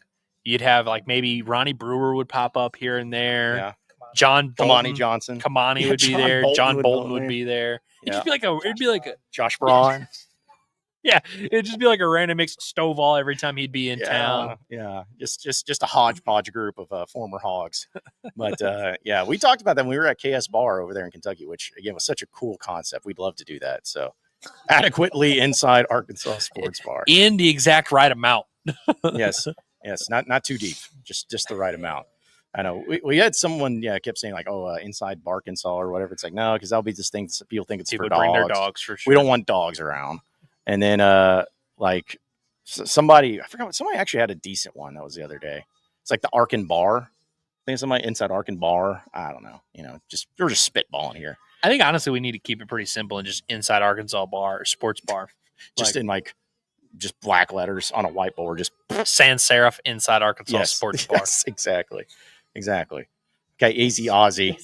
Easy Aussie. Easy also Ozzy said in retrospect he thought that destroying the airline was probably not the best choice of words. Yeah, no kidding.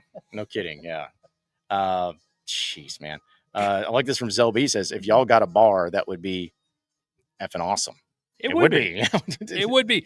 It's a dream that I didn't realize I had until I walked in KS Bar, and I'm like, oh, now I know what I want to do with my life. I want to do this. Look at this. We just got this inside Arca Hall. I will say, though, did it make y'all concerned that everybody we talked to at inside or at KS Bar was like, don't do this if you want to be rich? That made me a little concerned. Yeah, but at the same time, it'd just be cool. Why be rich when you can just be cool? Yeah, that is a good trade-off. Yeah, I mean, wouldn't you love to do it? Wasn't it weird when it was game day? We were just sitting there at the bar. We were eating. Yeah, you were still up there. It was before you did the pregame thing with those guys. And Matt Jones just walks in, and he's not like on air or anything like that. And he just grabs a microphone. And he's like, "Hey, everybody!" And then mine's just like, "You can do that? Like you're that guy? Exactly. Really? You're that guy here." It would be that would be something to just at any point in time have a bar full of people that you can yell at.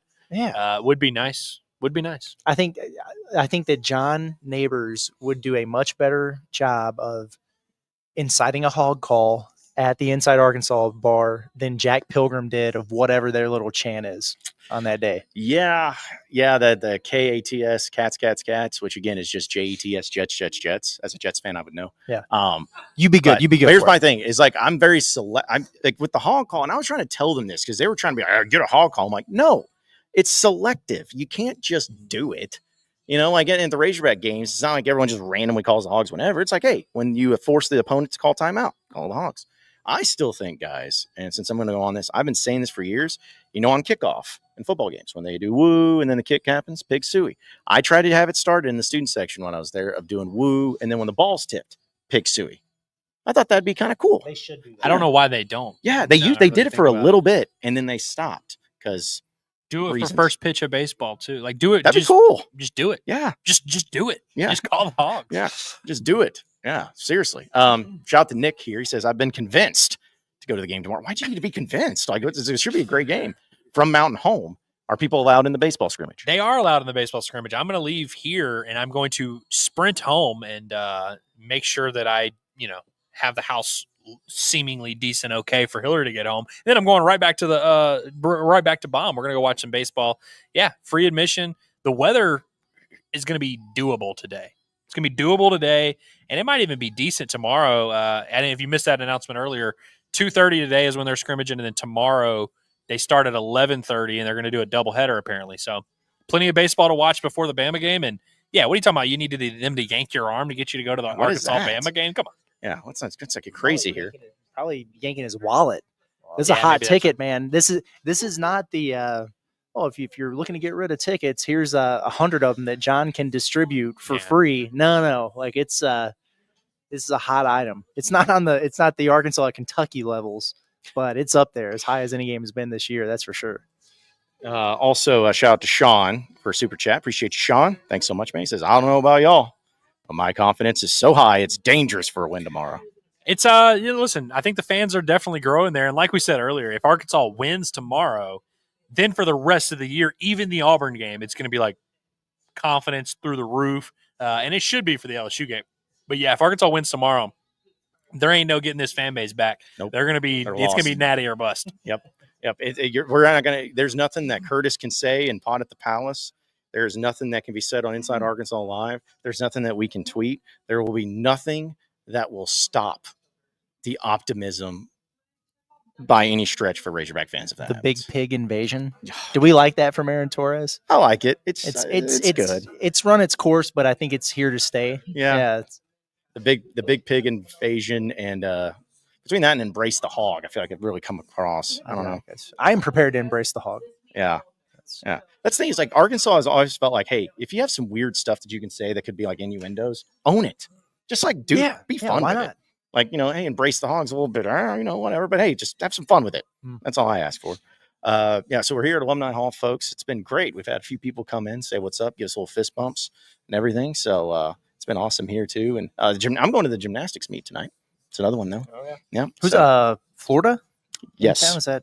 And Sounds they're really, right. really good too. I Mhm. think. Yeah. So. Oh, okay. So real quick, speaking of, I wanted to bring this up, guys. I don't know if you saw, they're switching things up a little bit for the atmosphere tomorrow in Bud Walton Arena. Like, for instance, Corey, who is the guy that does the gymnastics hype machine, he's going to be doing the basketball game for the first time tomorrow. Does that mean John Williams is not? Reportedly, John Williams made sure he tweeted at everybody who tweeted at me about it that he's going to be on the PA. So, Okay. Gotcha. yes, I because see John what he's- George, which no offense, John Williams, love you, but John George he's my guy. And, there's something, he's the OG. But so yeah, they're switching that up. Apparently, there's a new DJ. DJ Derek's not going to be doing it. That's what I just No comment. This is what I've been hearing. So rumors are starting to spread. So but yeah, guys, Wow. atmosphere is going to be a little bit different tomorrow. Razorback fans, you have been heard. Yep. I mean, that's how I mean, that's what I'm saying. Like, I think they've been heard and they want to, okay. you talked about the stuff that doesn't matter. Well, it matters enough to where they're changing it. Fair at enough. least to them. So, Yeah.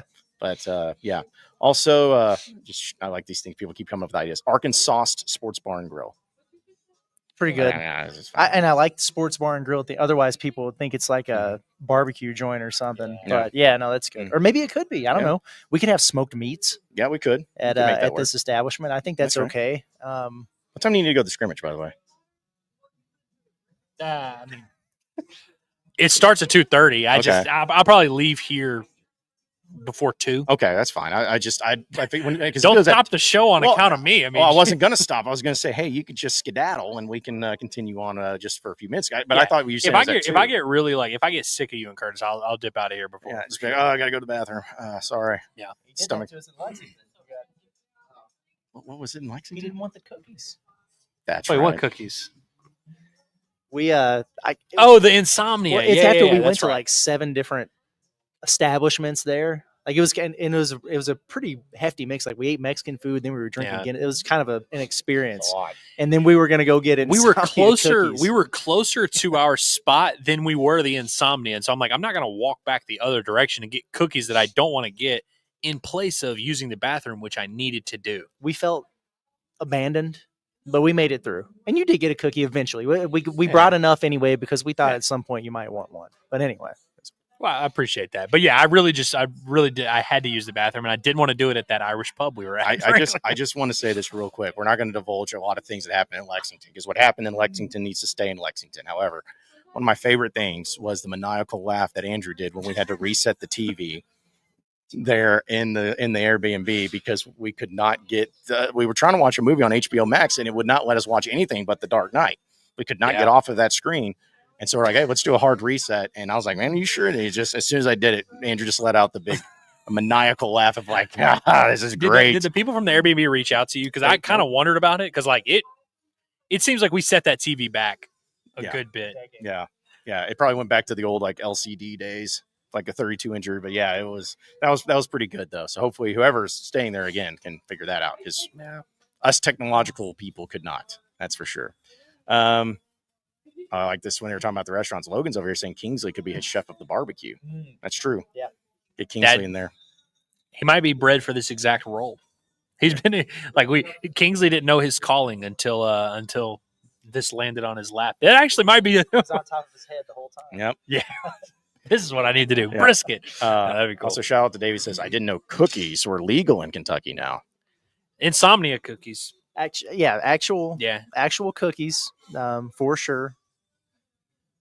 I would have walked with y'all to get other cookies, but I wouldn't have walked just to get actual cookie. Like it was like 11. I was like, I just didn't want to. And I got to be honest with you, they were fine. Yeah, they were just okay. I was a little bit underwhelmed, but sometimes you get the sweet tooth and you gotta. I was gonna say bite it, but you bite with your tooth. Yeah, you don't bite the your sweet tooth. itch and you scratch it. Oh boy. Clay says what happens in Lexington needs to stay in Lexington, including John's luggage, apparently. Yeah. Well, listen, here's the thing is I don't even think it's in Lexington anymore. I mean, because it's not a big airport, so, and it's just a big bright red bag. And so, yeah, I don't think I think they probably flew to Sheboygan or something like that. And it's just waiting. I do wonder. And so here's the thing now. Okay, it was scanned in at Lexington. Hey, I got this guy. What's up, man? Love the Texans hat. Yeah, Texans. Yeah. What's your name? David. It's good to meet you, David. Oh, yeah. I'll get you hooked up, man. $10 gift card. Got you for David. Awesome. Yep. Yeah. So I'll take care of it. So put on my tab.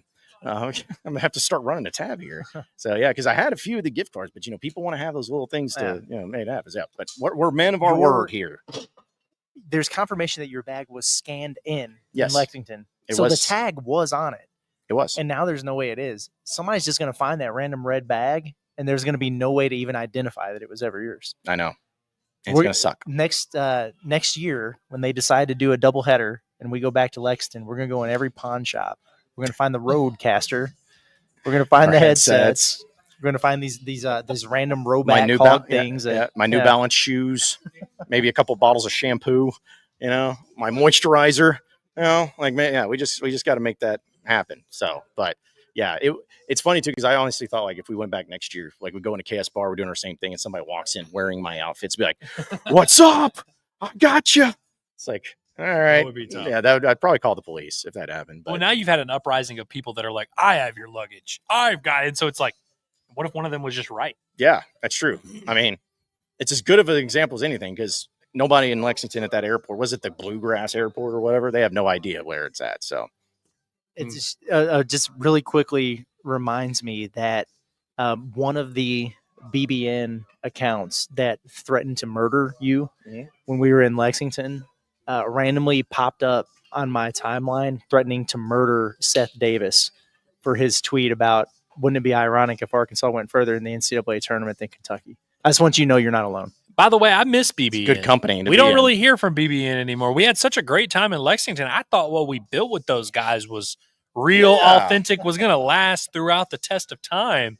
Turns out it was literally just when Arkansas sucked. That's the only time we hear from BBN. Yep. I'm sure it's just a coincidence that we've stopped hearing from them entirely now that Arkansas is winning and playing great basketball. Totally. And I wanted to bring this up real quick because I know we talked a lot about the trip, but it's still like when I walked into y'all's at the Palace post game and you said I had the grin on my face.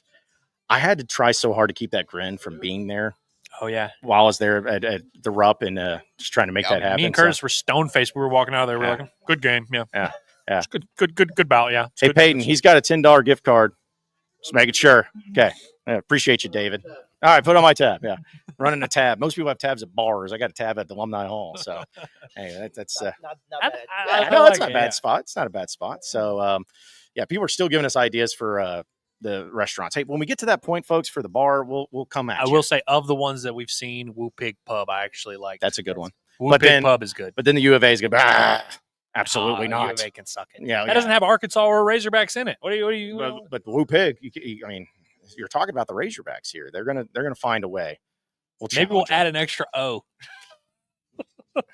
Yeah, we could do that. It'll be the woo. Okay, so Gavin's coming in here. I just want to address this. He says, what's going on with basketball? PA announcer is the guy that normally doesn't do it, going to be there tomorrow night. This has happened before. It's not, John George is not going anywhere.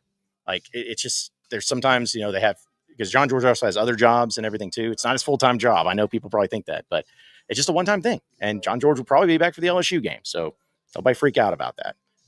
That's why they have people in place. I actually did PA work once. Where at? Northwest Arkansas Naturals. Oh, that's pretty, yeah.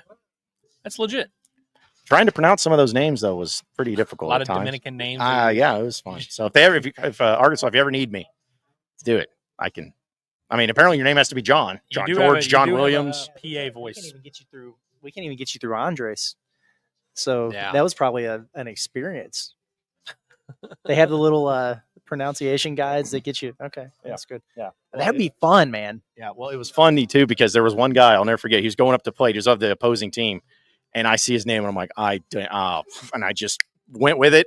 He's doing his warm and he just stops and looks up at me like, "What was that?" So yeah, it was pretty embarrassing. So yeah, but I would make it work though. I could do the, now entering Bud Walton Arena, the stuff. Yeah, I do. Give us a timeout real quick. Time out. That's pretty good. Yeah. Not that I've been going to these games forever. Hey, fans, stop by, though. Just all that crap. Let's see. That's the thing is I see a chat and he starts starring it more. So, oh, yeah, look at this. Yeah. He says, I told you to call me Dre. So, yeah, I can say that one. That one's a pretty easy one, too. Also, yeah. I saw that and almost brought it up. Says Zelly B says, neighbors, maybe you got to invest in some of those Apple Air tags in future reference. Yeah, I haven't heard that. Might be worth the investment. That needs to happen. So Apparently, man. Apparently, those are foolproof. yeah. I mean, because here's my thing though. I'm honestly asking, if I saw where the air tag, like if the bag was like, how accurate is it? Can I go to the pinpoint foot where it's at, or is it like, it's in this general area? It's like if we would have driven there and somebody from BBN would have like put a tracker on the vehicle to know your whereabouts. It's like that accurate. It's like Find My iPhone, basically. yeah, right? I mean it's oddly specific. Good. So We would at least know where it got stolen. I have air tags. I didn't bring them on the trip. You can have them though. I can give them to you. Well, you let us down, then I hope you know. Yeah, they're coming handy now. No, what's funny is like I feel like if somebody would have had it, it'd be like, okay, here's my. I don't know. I feel like those are probably professional people that stole it, so they probably said, "Hey, air tag," and took it off. Yeah, that's just me. I don't know. Maybe I'm crazy about it, but jeez. Also, Gavin's big on the PA people. Says we need John Neighbors to be the PA announcer and waiting for Razorback football, basketball, and baseball. Do they have a PA announcer in waiting? I don't know if that's a job. Yeah, I don't know if that's a thing. Kevin Trainer every now and then hops on PA and baseball. Yeah, he has done that. Which I'm going to bring this up. I feel bad for Phil Elson because he has to miss baseball games to go to women's basketball. To call women's basketball games. Yeah, that's always a tough one. Night. Yeah, it's a tough one. Yeah, and I'm not saying anything like negative about the women's basketball. I'm saying because they're not very good, and the voice of the baseball team is Phil Elson, and so just always. And I know he would obviously much prefer to go to the baseball games, but yeah, like that's in always Arlington. That's always a tough one. Yeah, he always has to miss like at least one or two of like the marquee games. At least sometimes when they're at home, they'll play on Sunday or whatever, and so if they're playing at home on Sunday, he can be there Friday and Saturday for baseball. But yeah, it's tough whenever the women's basketball team hits the road. Yeah, it is tough. Well, guys, again, this has been awesome hanging out here at Alumni Hall. Yeah, it's your turn now. It's been awesome hanging out at Alumni Hall here in Fayetteville, and we always enjoy coming out here, especially for a big Razorback weekend. You got gymnastics tonight. I know a lot of people are going there. Bud Walton Arena. You got the Razorback basketball game tomorrow, and they're open on Saturdays here. So if you're wanting something before the game, if you're not in town yet, come by here at Alumni Hall. But maybe some of you can't make it in because you don't live here. You're not making the trip. Well, if you go to InsideArkansas.com/Alumni Hall, you can shop. You can get the sweet jerseys. I don't know. Like Curtis, you may have to just rock that tomorrow at the game in the press row. I think I might. Nobody will say anything, right? It fits well. It feels right. I feel like it belongs on me. Mm-hmm. I was one of these types as a kid. I don't know if y'all were, but if I wore a basketball jersey, I felt like I just went and played basketball pickup game. I just felt like I was better. I think it was just something about the look. Yeah, look good, feel good. No doubt about it. And the weather's gonna be nice tomorrow, so there's gonna be no hoodie underneath. Like it's gonna be guns out. You know, Hits. yeah, Yep. all that. yeah. Ready to play, like coach put me in kind of stuff. Well, you and DJ Wagner are similarly sized. Yeah, Hey, what is he, like 6'4", 200? yeah. What Yeah. are you, 6'4"? Well, I'm a little heavier than that, but yeah, I probably what's got a your last, good. I probably got a good 20 pounds on him. How much do you weigh, Yeah, Curtis? exactly. Who was I'm trying to think of a thick guard. You know, I'm trying to think. we're not going Manny Watkins. It ain't like that. But I would say he classifies as a thick well, guard. you know, He's pretty I'm thick. thinking in comparison here. So I'm trying to I don't think. know. I feel like Arkansas's had some guards that were just like strong. Bowling Ricky balls. Scott was the ultimate, looks like Tarzan, but plays like Jane guy. Like he was jacked. So, yeah. Man, Yates, Nick, you just killed me with the Nick Honor thing. Nick 'cause Honor. I made so much fun of that dude. That's that fat dude from Missouri. Yeah, That's disrespectful. Unk. That's rough. That is rough. Oh Golly. man, got me. Man. A few more before we get out of here, folks. MB says, do you think Nate Oates is the anonymous SEC coach that called Coach Cal's style archaic? Probably. Yeah. I think so. In fact, Probably. I know for a fact he did. So, use that. Use that as motivation. What was it Michael Jordan said? And I took that personally. Even if it didn't actually happen. You just made it happen. So, take it personally there, too. So, Logan also, real quick, wants you to bring him the jersey. I'll smuggle it right out of here. Yeah, they won't mind, Yeah. I'm sure.